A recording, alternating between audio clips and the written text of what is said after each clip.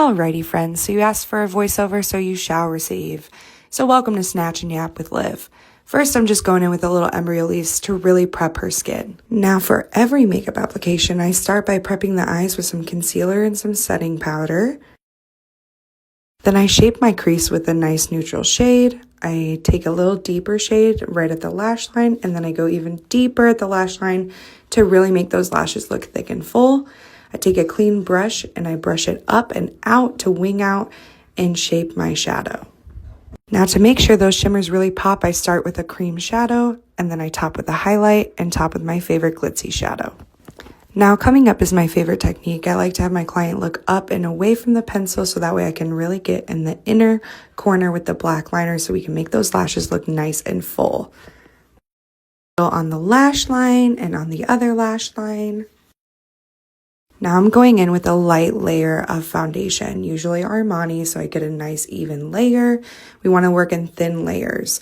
That way our makeup looks seamless and soft and still skin-like. Now girl, don't forget that area around your nose. Now I'm just going in with a little cream contour on the base of the face, right in the cheekbone area, and also taking it down the nose on either side, and sometimes even up into the brow bone and a little under the lips to give them that pouty effect. Now when I'm blending my contour, the cheek area I always blend up, anywhere on the forehead I always blend right into the hairline. For cream blush, I always like to use my fingers so I can really warm it up and really make it blend into the skin as seamless as possible.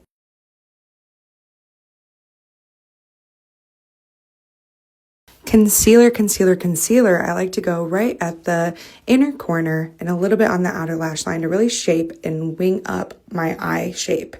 Then I go in the center of the face as well. And now I like to buff it out with a fluffy eyeshadow brush. I know, strange, but it works. Now, once I'm finished buffing that out, I like to go in with another clean eyeshadow brush and coat that with my favorite finely milled under eye setting powder. The difference between under eye setting powder and a regular setting powder is a huge difference. Using a different powder for your under eye and your face will change your life. Now I go in with my Hourglass tried and true setting powder all over, a glowy blush, and my favorite powder bronzer just to set my creams in place.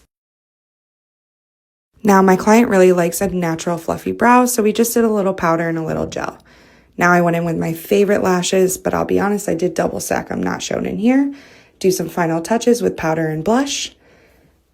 We get that lip on. I love a good nude brown lip liner with a stain and then top it all with a gloss. Now I set her with my favorite setting spray and voila, she's ready.